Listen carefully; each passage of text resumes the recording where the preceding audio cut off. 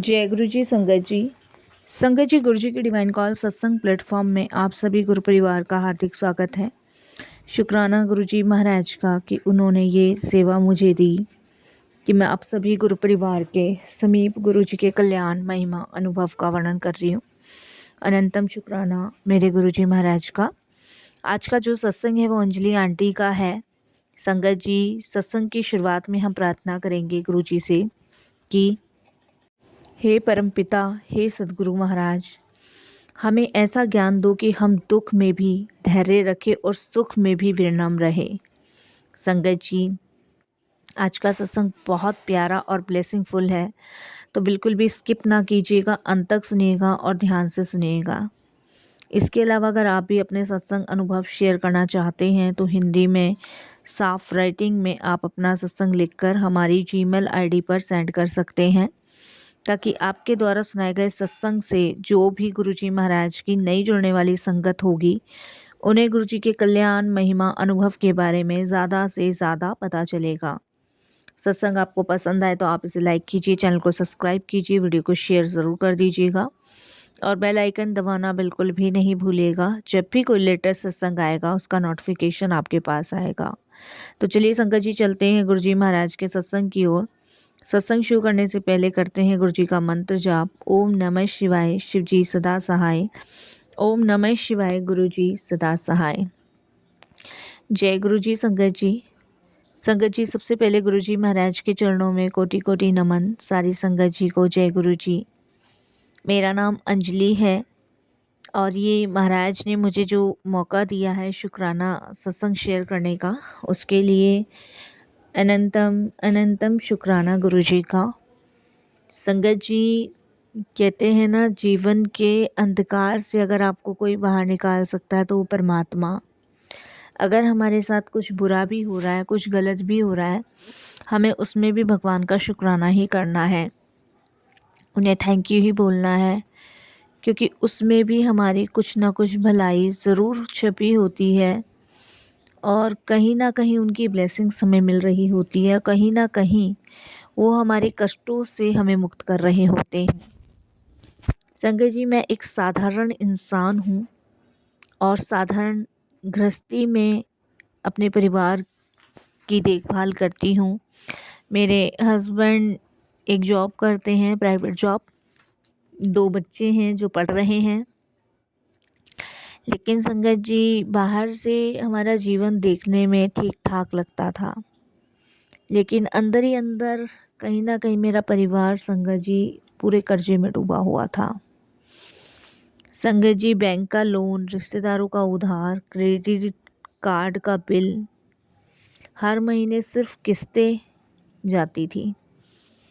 जितनी भी सैलरी मेरे हस्बैंड की आती थी वो सारी किस्तों में चली जाती थी और घर में तनाव इतना ज़्यादा था कि कभी कभी तो संगत जी पैसों को लेके, बाकी चीज़ों को लेके मुझ में मेरे हस्बैंड में बहस होने लग जाती थी और मेरे बच्चों के चेहरे पे हमेशा चिंता फिक्र ही रहती थी। आप यकीन नहीं मानोगे, हम इतनी टेंशन में रहते थे ना, इतने परेशान रहते थे कि पता नहीं कैसे हमारी ये समस्याएं दूर होगी। एक दिन संगत जी बैंक से नोटिस आया था कि अगर 30 दिन में भुगतान नहीं हुआ तो संपत्ति जब्त कर ली जाएगी। क्योंकि संगत जी हमने नया मकान बनाया था और इसी मकान पे हमने लोन भी लिया हुआ था। और उस रात मैं, मेरे हस्बैंड बड़े टेंशन में थे। हमें लग रहा था जैसे अब ये घर भी चला जाएगा, जैसे तैसे बनाया था। क्योंकि संगत जी जितनी भी किस्तें आती थी वो हम भर तो टाइम पे रहे थे, लेकिन इसी बीच संगत जी हस्बैंड की नौकरी भी चली गई थी।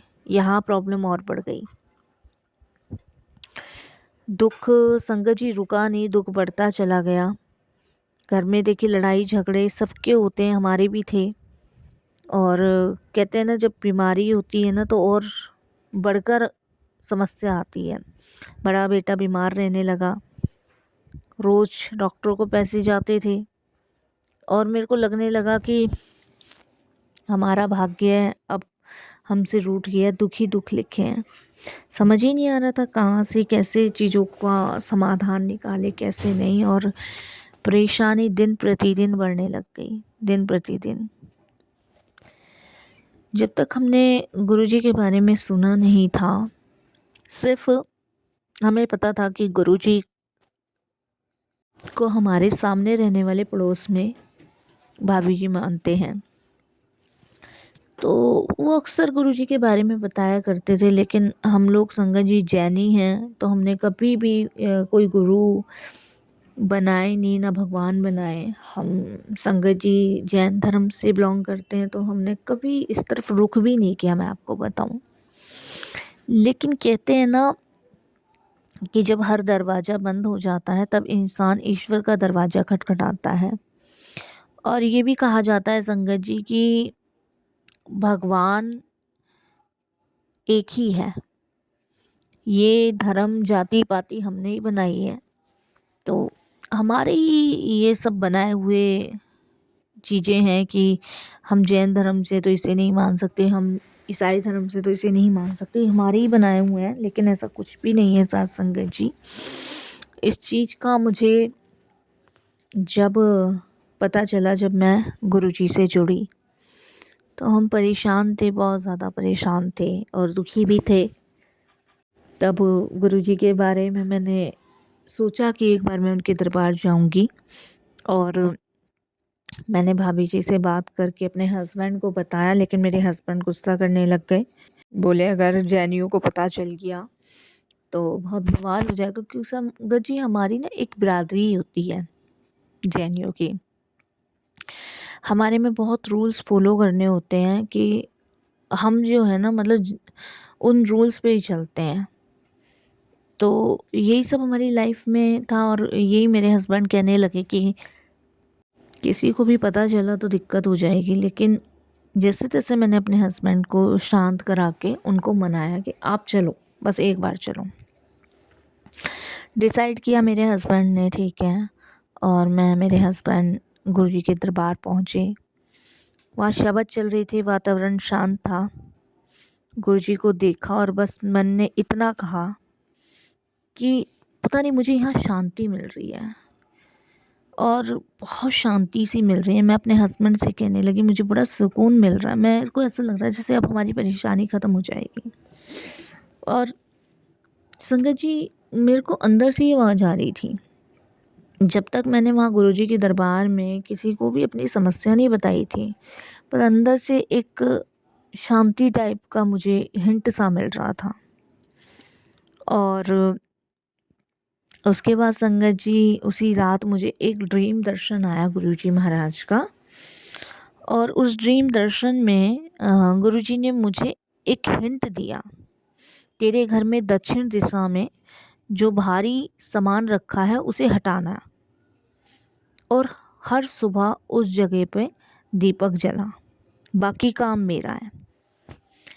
ये संकेत संगत जी बहुत साधारण लगा, पर उसमें गहरा राज छुपा था। और मैंने संगत जी सुबह उठते ही दक्षिण दिशा में देखा, तो संगत जी पुरानी टूटी हुई अलमारी वहाँ रखी हुई थी मेरी, जो मेरे को शादी में मिली थी। तो मैंने अपने हस्बैंड को हटाने के लिए कहा,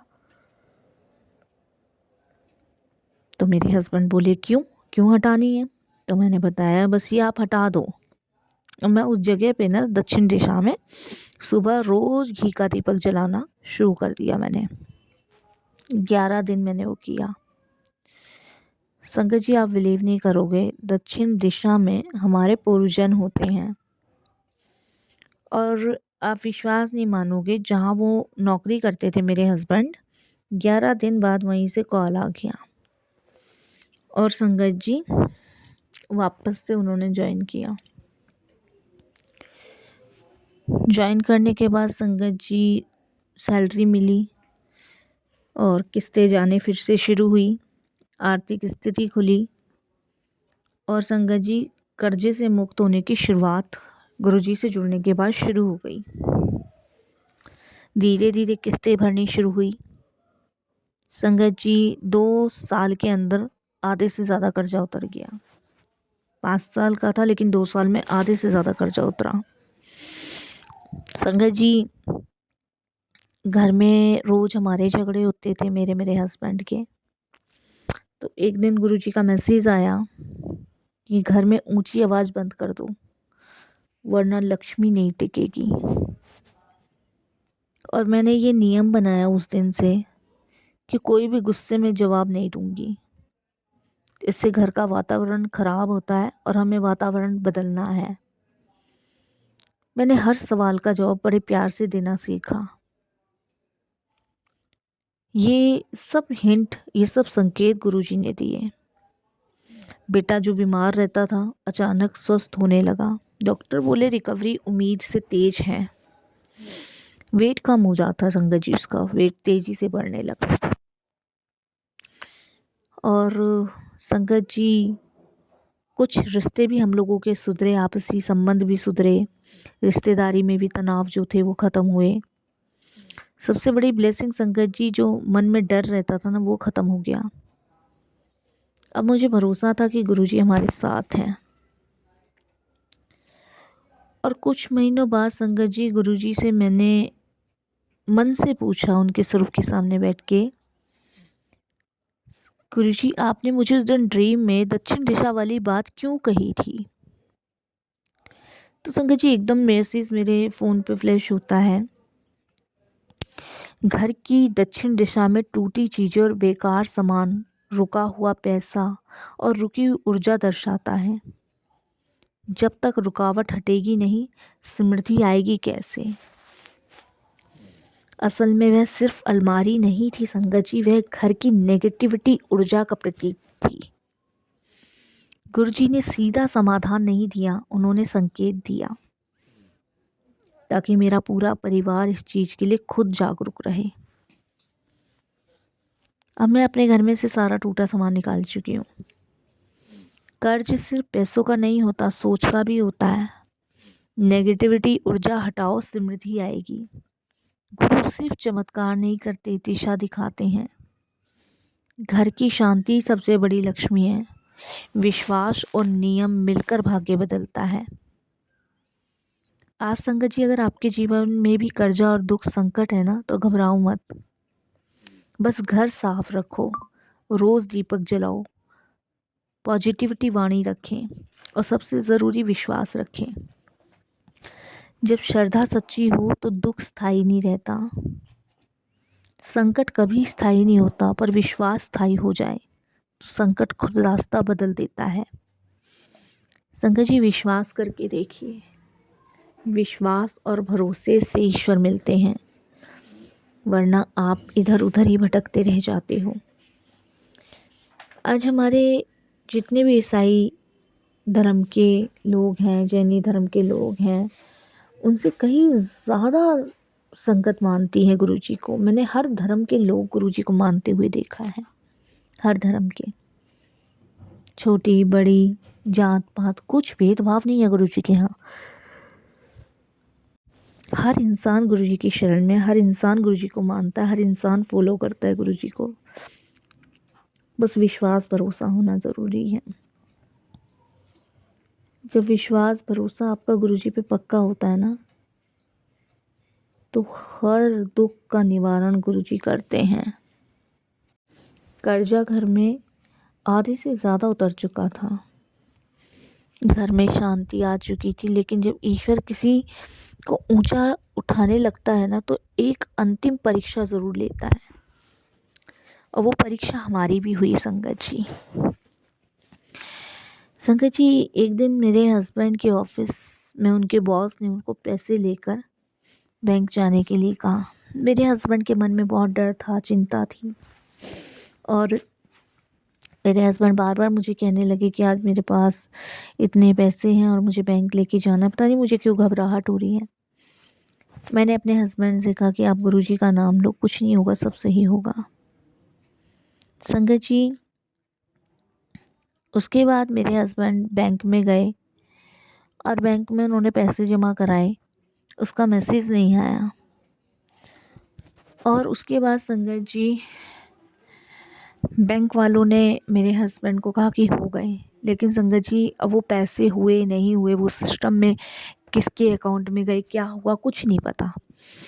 संगत जी ये बात भी ज़रूर है कि जहाँ विश्वास डगमगा जाए ना वहीं सब रुकता है, और जहाँ विश्वास अटल हो ना वहाँ से कृपा बरसती है। तो मेरे हस्बैंड ने संगत जी बॉस को बोला कि पैसे जमा हो गए हैं, लेकिन वो पैसे अकाउंट में नहीं आए। मेरे हस्बैंड जब शाम को घर आए तो परेशान होकर आए, तो उन्होंने कहा पता नहीं बैंक वालों को मैंने पैसे जमा करे, कहाँ गए कहाँ नहीं, किस अकाउंट में गए, कुछ पता नहीं चल रहा। और दूसरी बात ये है कि कल बैंक वाले बताएंगे। तो मैंने कहा आप डरो मत, गुरु जी का नाम लो। संगत जी आप विश्वास नहीं मानोगे, सुबह उठते ही ना मेरे हस्बैंड ने गुरु जी का नाम लिया और बैंक गए सीधे। संगत जी बैंक में जाते ही आप विश्वास नहीं मानोगे, वो मेरे हस्बैंड कहते हैं मैं बैंक में घुसा ही था कि इतने में बॉस का फ़ोन आ गया कि अकाउंट में पैसे आ गए। संगत जी बिना कहे ही गुरुजी सब समझ जाते हैं, जबकि संगत जी अकाउंट में पैसे नहीं आए थे। बैंक वालों का भी यही कहना था कि आपने डिजिट गलत भरी है, इसीलिए आपका अमाउंट किसी और अकाउंट में चला गया। लेकिन ऑटोमेटिक वो अमाउंट कैसे उधर आया ये किसी को नहीं पता, ये सिर्फ गुरुजी जानते हैं, और ना हमने इसमें जानने की कोशिश करी। संगत जी मैं समझ नहीं पाई कि गुरुजी से हमारी जर्नी कब से है, लेकिन गुरुजी से जुड़ने के बाद पता चला कि गुरुजी ने तो हमें जन्मों से जोड़ रखा है। रात को सोने से पहले मैं 3 लोगों को मन से माफ़ करती हूँ और 3 लोगों का आशीर्वाद लेती हूँ। ये सबसे बड़ा साधारण एक परिवर्तन गुरुजी ने मुझ में बताया करने को। गुरुजी कहते हैं कि माफ़ करने वाला सबसे बड़ा होता है, और मैं हमेशा संगत जी जो मेरे साथ बुरा करता है ना उनको माफ़ कर देती हूँ, क्योंकि मुझे पता होता है कि सब करने कराने वाले गुरुजी हैं। धीरे धीरे घर का वातावरण बदला। संगत जी घर में उधार नाम का तो अब कोई जिक्र भी नहीं है, और किस्तें भी बहुत आराम से उतर रही है।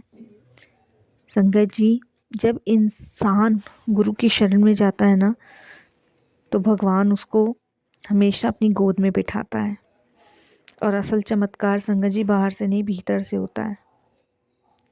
मैं शुक्राना करती हूँ गुरुजी का, बहुत बहुत शुक्राना करती हूँ, और यही कहती हूँ जहाँ विश्वास है वहाँ रास्ता है, जहाँ क्षमा है वहाँ समृद्धि, और जहाँ गुरु कृपा है वहाँ अभाव टिक नहीं सकता।